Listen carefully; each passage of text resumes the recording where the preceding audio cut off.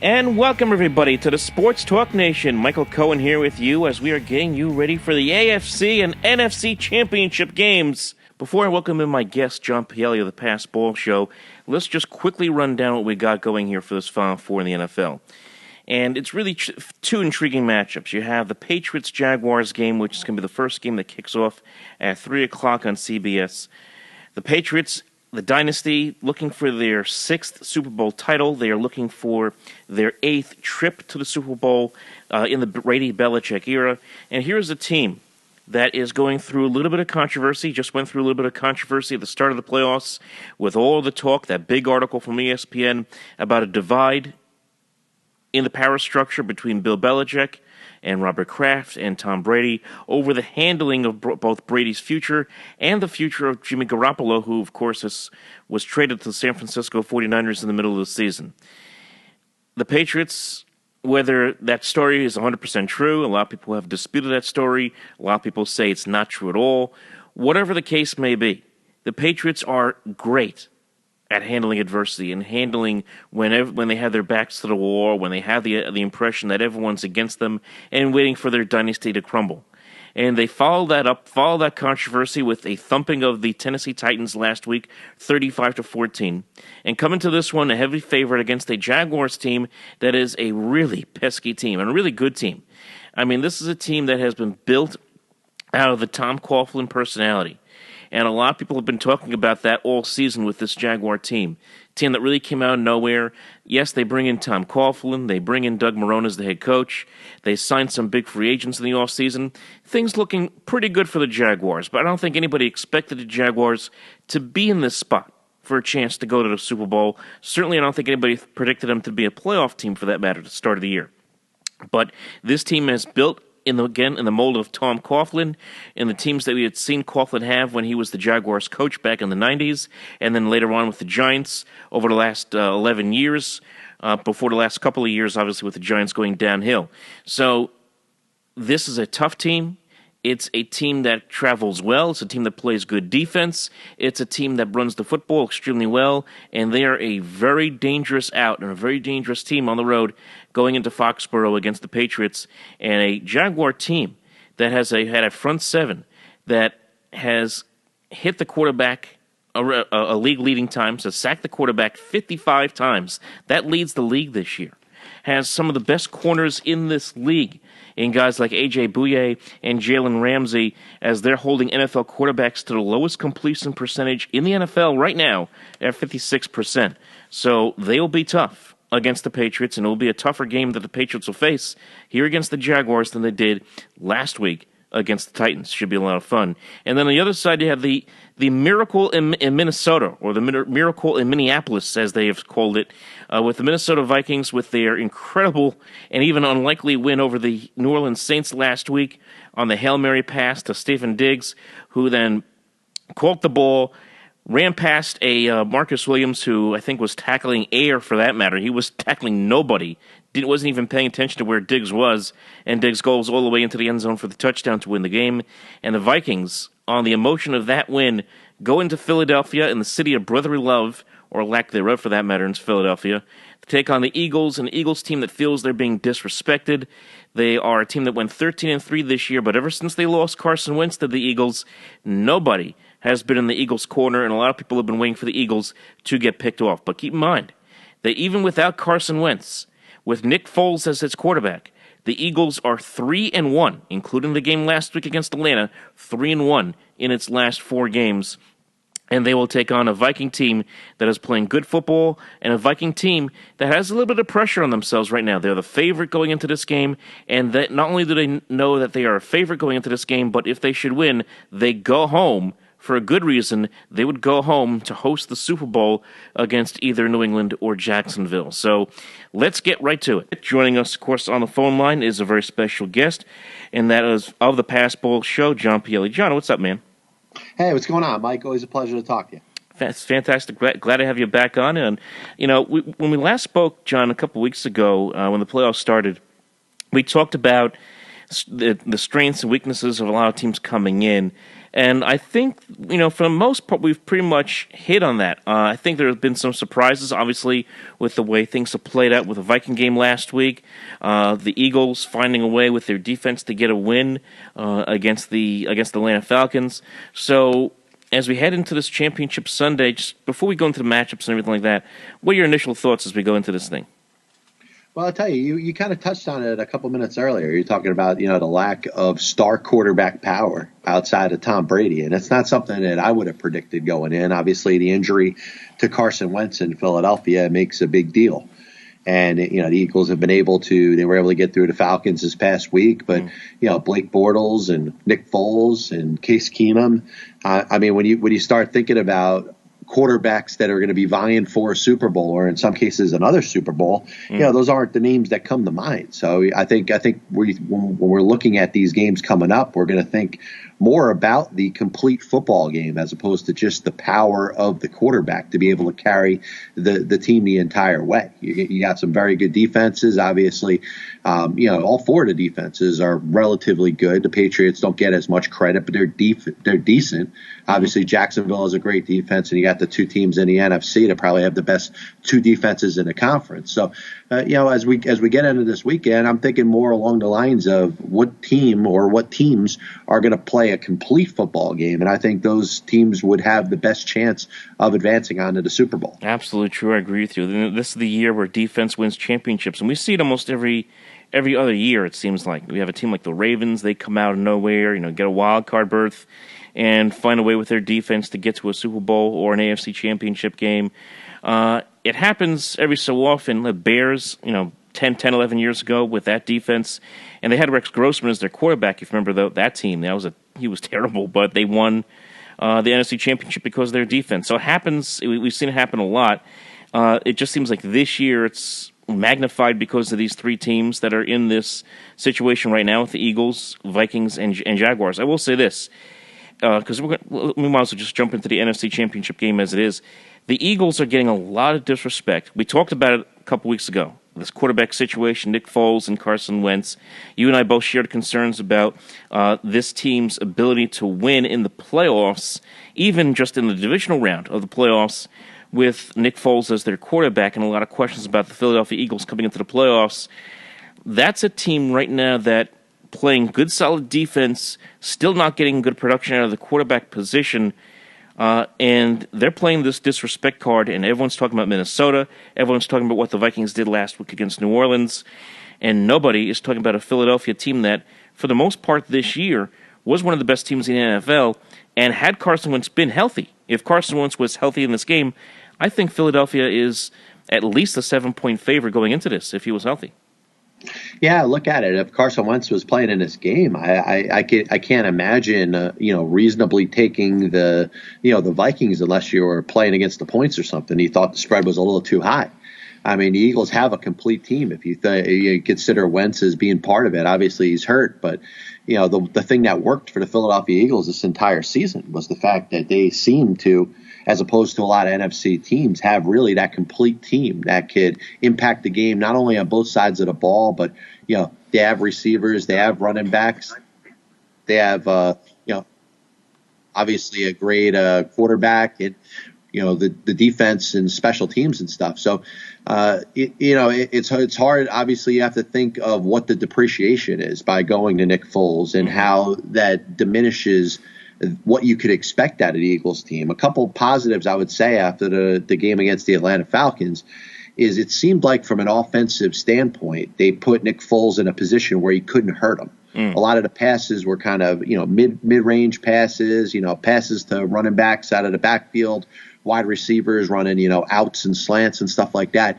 Easy throws for Nick Foles to make. Now, if Carson Wentz was there, I think you would see more of a downfield type of passing game because, he's proven that he can handle those big throws. The only issue that I have with the Eagles with Nick Foles right now is if the Vikings set him into a point where you could expect him to have to make big throws, have to throw that post route or that out and up, deep down the field. Can he make those throws? Because a couple of years ago, when he was the starting quarterback for the Eagles the first time, he was able to make some of those throws. So it might be interesting to see if he could kind of go back to a couple of years ago and make a couple of the throws that he has not proven to make since Carson Wentz got hurt. Absolutely. You take a look at the Minnesota Viking defense, and one thing that stands out for me is turnovers, and they're going to be big in this game.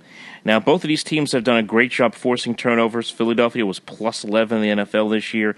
Minnesota was plus 5. But the Vikings forced a couple of big interceptions of Drew Brees in that football game last week. They got some pressure on him. They got a couple of sacks as well. So you compound that and you take a look what happened last week for Philadelphia. The one thing that stands out for me for Foles, he was only sacked once against a pretty ferocious Atlanta front seven. I mean, when you take a look what they have there for the Falcons, it's kind of surprising they weren't able to get much of a hat on Foles at all. And he didn't turn it over once. So if the Eagles can get through this game and not turn it over, they'll have a really good shot of coming out with a win in this game. And keep in mind, they didn't score a single touchdown last week against Atlanta. Not one. Everything was a field goal. And if it weren't for a deflected pass that bounced off the safety and then into the hands of Torrey Smith for a first down, there's a very good chance we're talking about Atlanta coming away with a victory where Atlanta doesn't need to score a touchdown there at the end of the ball game.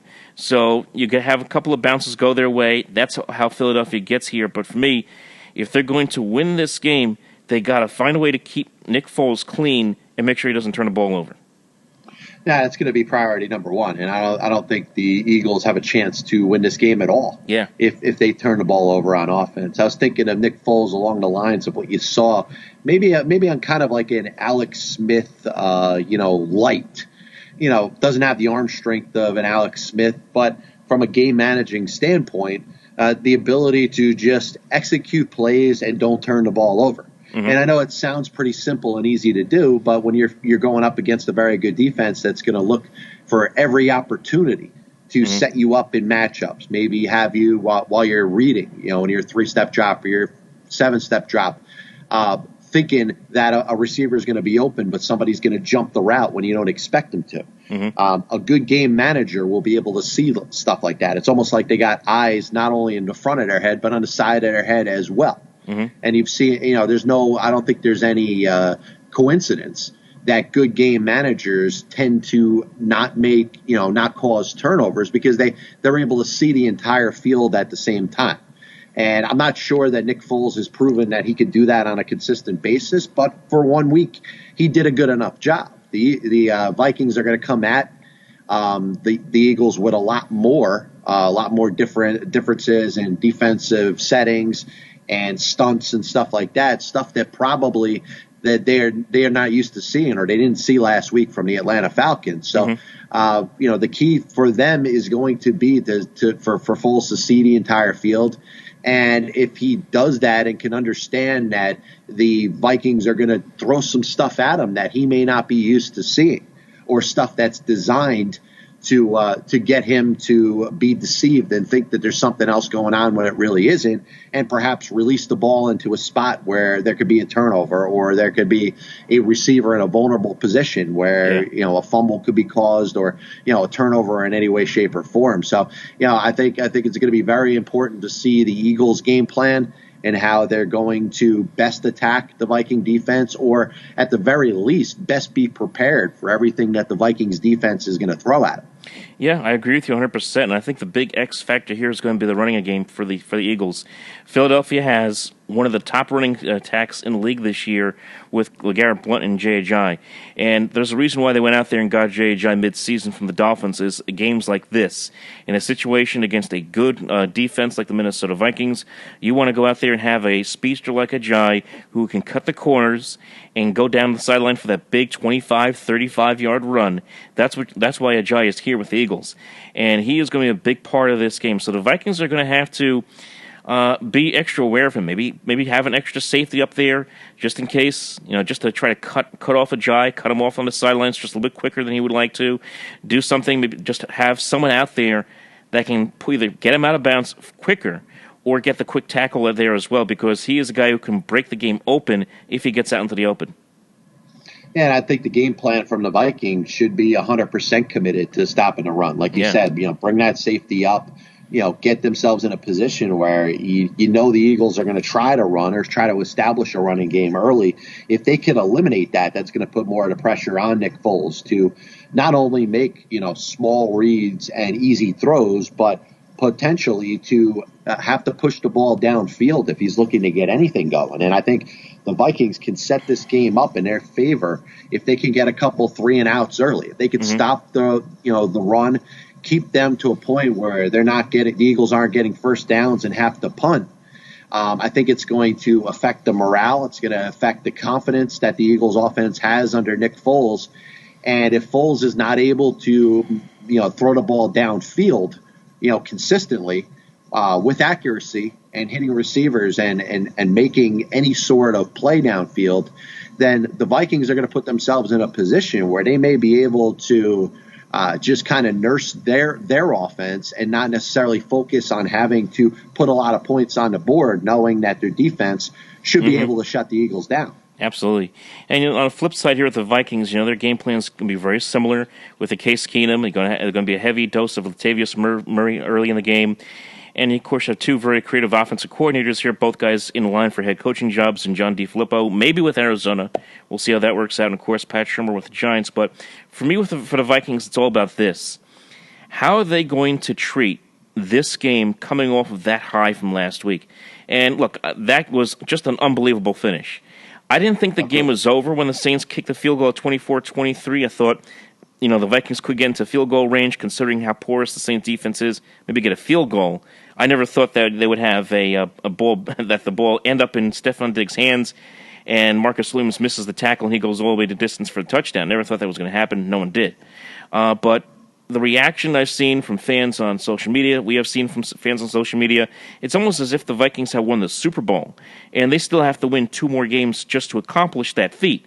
So, to me, what emotional energy is left for the Vikings going into this game, and how they handle it is going to be key. And it reminds me of a couple of teams I'll bring up to you. In 2010, the Jets went to New England in the divisional round and got the upset there in New England. And the way the players and the team treated that game, they treated it as if they had won the Super Bowl. You had Rex Ryan running onto the field and running down the sideline to hug Sean Green, who scored a touchdown. You had Braylon Edwards doing somersaults. They treated that game like the Super Bowl. And when they got into Pittsburgh, they had nothing left. And before they knew it, they were down 24-0. The next year, the Ravens, coming into that emotional win, in Denver, where they had to play a double overtime game, had to come back, go to double overtime, and beat Denver just to get to the AFC Championship game. No one would blame them if they didn't have anything going into New England, but they went into New England and dominated the Patriots in the AFC Championship game, and of course, as we know, went on to win the Super Bowl. So for me, one, obviously it starts with the head coach, and then it goes down to the leaders on the team. How did the Vikings handle what happened last week? Is huge. Well, I think they have to first accept, what happened for what it is. I mean, it was an absolute miracle that they won that game. I mean, if you looked at the sidelines before that play was thrown, it was essentially going to be, hey, let's try to get the ball downfield the best we can, maybe get the receiver out of bounds, and if we're lucky, we'll get one more play, maybe a chance to throw a Hail Mary into the end zone. And it was like the improbable of all improbable things happen. So I think they have to, accept the win for what it is and just focus mostly on this weekend, the Eagles, and how they match up with them. It's, football is such a game of, we try to make it out to be a game of momentum when it is the exact opposite of it. It's so funny when we go week to week to pick, what team is going to be able to win any given week.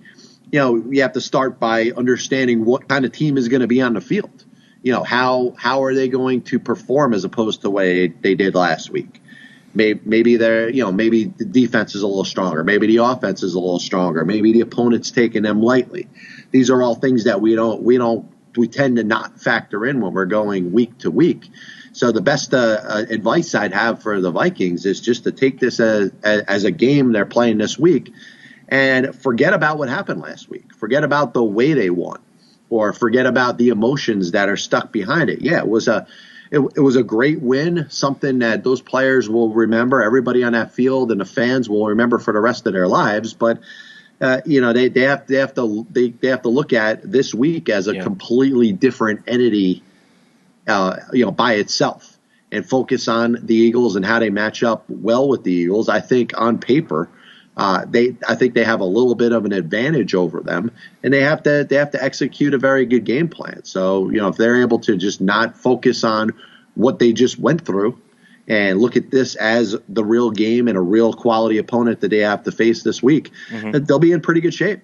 Yeah, I agree with you 100% there. I mean, this is one of the top teams in the league, and I think it really starts with the head coach. I like Mike Zimmer a lot. He really has a great pulse of this team. The way he is able to change things with this team and we've talked about that in years past, where he's been able to find ways to win, depending on with injuries, with all kinds of distractions going on. And now you're going into this situation here, into an NFC Championship game, and you know what? I really look forward to seeing how he, as a coach, in this spot, in his first NFC Championship game as a head coach, will handle this. And I think he's going to handle it well. To me, it's all going to be about a lot of the same things that we touched on. Turnovers. It's going to be on also field position in this kind of game. And it's also going to be a little bit about luck. Now, I don't think we're going to see the kind of lucky plays we saw last week, but you got to find a way with these two teams that are pretty evenly matched to have a couple of breaks go someone's way. I do agree with you. I think Minnesota is a little bit better than Philadelphia in this spot, because maybe I just have a little more faith in Keenum at this point. I think he has a lot more momentum going his way than does Nick Foles. But I do think it's a very even matchup other than that. No, it is, and I really think this is one of those games where we're gonna think, hey, who has the ball last? What team is able to make more of an impression on defense? Because I think the one defense that shows up or plays maybe superior to the others is going to impact the other side of the ball. And it's going to be a time of possession type of game. One defense is going to be on the field a little bit longer. Perhaps that defense is a little bit more tired as the game goes on and we get into the final minutes of the game. So I predict a fairly close game that will go down possibly to the last possession. But certainly turnovers are going to be huge. I mean, if one team's able to force a couple turnovers and the other one doesn't force any, the game could get out of hand pretty quick. And I think that's a possibility as well. Absolutely. So it should be a very fun game, a close game in the nightcap. The first game at 3 o'clock in the afternoon will be the Patriots and the Jaguars. The last time these two teams met in a championship game, you've got to go back to 1996 when the Patriots beat the Jaguars. That was when Bill Parcells was the head coach of the Patriots. That's how long ago that was. Now, of course, 21 years later, much different situation with both of these teams, but still back here in the championship game. The big thing here, obviously, with Tom Brady, he did have a hand injury earlier this week in practice, but I think he'll be okay. He was practicing with a glove. He's not always comfortable with a glove, but I think when we get to Sunday, I think he'll be fine. I don't think it's going to be too much of a problem with him.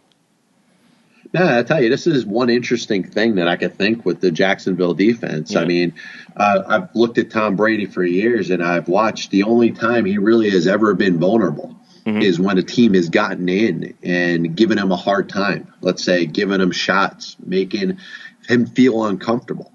And injury or no injury, I think the Jacksonville game plan, or the best opportunity for them to win or compete in this game, would be to get to Brady and just give him a little more trouble than he's used to having on a week in and week out basis. Because I think if they don't do that, they're going to be in a very tough position. And Brady, is going to come in. He's got his receivers. What he was doing last week in regards to the running backs and finding the receivers on short routes. It looked almost, almost very basic in what he was doing. It didn't look like he was running a crazy, complicated offense. He was going out of the pocket with a couple short reads, and every single time there seemed to be somebody wide open. And that certainly hurt the Titans last week, especially when the Patriots started building momentum, and it seemed like every throw that he made was to a receiver that was wide open. I think Jacksonville's going to do a better job in game planning against it, but it's all going to come down to how much pressure they're going to be able to get on Brady to just put him at a point where he's got to think a little bit more. He's not able to roll out in the flat and have a running back sitting there wide open where he could just lob the ball in there. Yeah, I agree with you. I mean, the Jaguars front four, they love rushing four, and they have had a lot of success with that this year. Calais Campbell, Yannick Nako, Malik Jackson, Marcel Darius, R.B. Jones, and there has been a lot of people that have compared this, and I saw an article online today making this comparison to what the Giants had in 2007 and 2011 with guys like Strahan and Osei Umenyiora and Matthias Kiwanuka. So, yeah, the comparisons are there as far as having the ability to have a number of people you can rotate in that front four that can put pressure on the quarterback, and that's what the Jaguars can do, and they can get a lot of pressure on Brady. A very interesting statistic, and you take statistics for what they are, but in the past 7 games where Brady has been under a heavy rush, he has completed only 43% of his passes. Now, that's obvious. Any quarterback that's going to be under a heavy blitz is not going to complete a high percentage of passes. But since it is Tom Brady, it is an interesting statistic because of the defense that he's going to go up against. And the Jaguars have been so good at getting after the passer this year. They're, I think, first in the NFL in total defense, certainly in sacks for that matter this year. So that matchup in and of itself is going to be quite intriguing. The Patriot offensive line hasn't had a lot of people have been focusing on Brady. They focus a lot on the Patriots' defense. They focus a lot on the absence of Edelman throughout the course of this year and the impact of Gronkowski. A lot of people haven't talked about the Patriots' offensive line. They will be the front and center story in this game for the Patriots. And I'll tell you one thing you could say, they've played very well. I mean, They've made Tom Brady's job pretty easy this entire season. And there's been very few instances where you could talk about Tom Brady having to deal with being under duress. So the offensive line, as it's set, they seem to be doing their job, and their game plan has set themselves up to where they use other tight ends, not as much Gronkowski, but in regards to blocking to pick up certain setups. And Brady has had pretty much the ability to almost do whatever he wants, in that setup as the quarterback. So I like what they've done. And obviously their scheme in regards to blocking has been very good because it hasn't all been the offensive line. They have had wide receivers that have picked up people. They've set running backs up there to pick up certain blitz packages and stuff like that. But the common denominator is the fact that Tom Brady has seemed to, this year in particular, have more time in the pocket and be able to have a lot more options and be able to look at his second, third, and sometimes fourth and fifth reads and find a guy that's open where he's able to get the ball to. Mm-hmm, absolutely. And another big key of this for Jacksonville is they have to not just jump out in front, they have to find a way to stay out in front in this game. And, how they're going to handle this offensively is going to be very, very important because Blake Bortles just isn't that good at all. I know he had a couple of nice throws in the Pittsburgh game, but let's be honest, Blake Bortles is not a good quarterback. And I could see him in a situation where he's just going to start to throw the ball around the ballpark, the Jaguars are in big, big trouble. And if they're not certainly behind, if that's the case. So I think we're going to see a heavy dose of Leonard Fournette in this football game, especially early. Also, I could see a lot of T.J. Yeldon, who we saw a lot of last week against Pittsburgh. That's the only way Jacksonville can win this game is if they do pretty much similar to what they did last week, and that's staying out in front against a high-powered Patriots team. That's the only way they can win. Well, I look at it like this, and I compare it to what happened last week against Tennessee. The Patriots were able to, keep the Titans' running game from being, very impactful. Derrick Henry ran for, a mile against the Kansas City Chiefs the week before. He was not a factor. Mm-hmm. So, I think I would expect the Patriots from a defensive standpoint to attack the Jaguars a very similar way. Stop the running game, maybe make it a priority to have extra people in the box and keep the Jaguars from being able to establish anything on the ground, and put the ball in the hands of Blake Bortles and say, listen, this guy, can make a throw every once in a while, but make him make that big throw, make him beat the Patriots downfield. And if somehow he can do that, then the Patriots could probably deal with that. And I think that would make the Jaguars feel very uncomfortable, not just from Bortles and the offensive game plan as it's set, but from the head coach and the offensive coordinator as they're inserting a game plan. Because I don't think they want the game to be determined by anything that Blake Bortles does. It's the exact opposite. They want to put Blake Bortles in a position where his job is very easy. And the other aspects of the game, whether it's the running game, whether it's the blocking matchups that they have offensively, and obviously the defense and special teams, the Jaguars are looking for the rest of that to determine whether they win or lose. Definitely not Blake Bortles.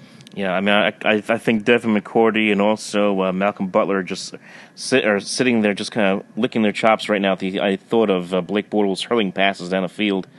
In a desperate situation in the third quarter. I could just see that. But to me, the biggest matchup problem that the Jaguars face is the matchup problem that everyone faces. That's obviously Rob Gronkowski. I don't know what you have to do to slow this guy down, other than him just not being on the field at all. It seems like that the Jaguars are going to have to double team Gronkowski in some fashion. A lot of teams always play the safety behind him, and of course it never works. He's always going to make the catch. No matter what, no matter who the safety is.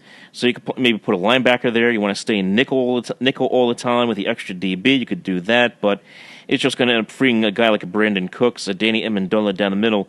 It's really, really tough when you have those guys as well, but no one has been able to solve that riddle at all for several years now. No, they haven't. And I tell you, if you think of, let's say, like a Jalen Ramsey or something as a quarterback, to maybe think outside of the box and maybe have him focus on Gronkowski. And, allow maybe one of their other corners or a safety or a nickel or a dime back to, take care of the receivers. I mean, I don't know how else to game plan against it because there's nobody, in spite of how good that Jacksonville defense is, it's very hard to think about how they're going to match up with Rob Gronkowski. I mean, I would think that would be if I'm looking at a game plan from the defensive standpoint of the Jaguars, that would be one person that I would try to do everything I can to take out of the game. But as you can see, the way Brady is able to read very well and sometimes look to a second, third, fourth, fifth different receiver. There's other ways they're going to hurt you. But I tell you, one guy that I wouldn't want to hurt me and run all over me is Rob Gronkowski because he could do it in such an obvious way where it will get rubbed in your face. And, if he's breaking, 50-yard touchdowns because there's nobody that's, that could hang with him on the Jaguars defense, it's going to be a pretty easy win for the Patriots. Absolutely. All right, folks. Again, we are here on the Open Mic program. Michael Cohen and John Pielli of the Pass Ball Show. We've kind of broken down both of these games here for you for the AFC and NFC Championship game. Now it's time for our picks. Yes, get that music up. All right, John, I'm going to let you go right ahead. Make your picks, your selections for these two games. Who you think is going to win? Well, I'll tell you, I look at the Patriots Jaguars, and I think a good part of America, everybody that's not a Patriots fan is hoping that the Patriots somehow get knocked off. And I'm just looking at probability and everything that's involved with it, everything that has to go right for the Jaguars to be able to pull this game off. I respect their defense. I think they can maybe get a shot or two against Tom Brady, but I just don't believe enough in this Jacksonville team. So I got the Patriots over the Jaguars. If you want me to throw a score out there, I think it'll be something like about 31 to 13 or 30 to 13 or something like that. The Patriots aren't going to blow them out. It's not like they're going to score 40 or 50 against this defense, but I think the Patriots can get enough plays. If they somehow are able to cover Gronkowski a little bit, I think, the dink and dunks to the running backs, using an Amendola, using a Cooks, in many different ways that they can. There's too many matchups that at some point, how are you going to be able to cover everybody? And the Jaguars defense deserves a lot of credit, but I could see the Patriots winning this game pretty easy.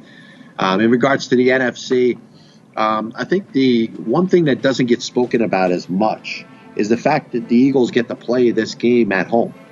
And I think the home field was a very big advantage for them last week against the Atlanta Falcons.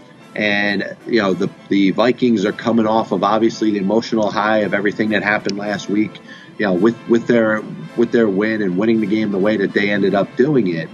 Now all of a sudden they're going on a road. And they need to win this game somehow to do something unprecedented by being able to host the Super Bowl, which obviously has never been done before. I could see the Eagles not making, any mistakes, playing a similar game to what they played last week against the Atlanta Falcons, and I think they could win a close one. It'll come down to the last minute. I think it'll be a 3-point or less game. Give me Eagles 16, Vikings 13. All right, so that's the Eagles. So John's taking the Patriots and the Eagles to head to Minneapolis for Super Bowl 52. Okay, so I like that. Let me just jump onto mine. I'm going to agree with you on the AFC Championship game. I think that the Patriots are going to roll to a victory here against the Jaguars. I think Jacksonville will make it tough early. They'll play some good defense. The Patriots will have to adjust, and certainly by the third quarter, I expect New England to start to pull away in this game. And a combination of many things. It's going to be a combination of the Patriots' ability to make plays make the short play, because one thing that the Patriots are very good at, and Brady's very good at, is using the entire field, especially the sideline, and I could see them doing that a lot, and that's going to be their way to eat up a lot of clock against this defense, making sure that Brady gets the ball out of his hands quick against the Jaguars. I worry about Blake Bortles in this kind of game. He played well against Pittsburgh, I'll give him that, but against the Patriots, in the Patriots building where they seemingly never lose. Now, of course, we know they have lost before in that building, even in an AFC Championship game. I think it'll be tough in this one. I think Bortles will turn it over a couple of times, and I see the Patriots coming away with I'll say 31-17 win over the Jacksonville Jaguars in the first game. Then the nightcap. I agree with you on the fact that Philadelphia being at home is going to play a big factor in this game. And I could see Philadelphia coming out with a lot of energy.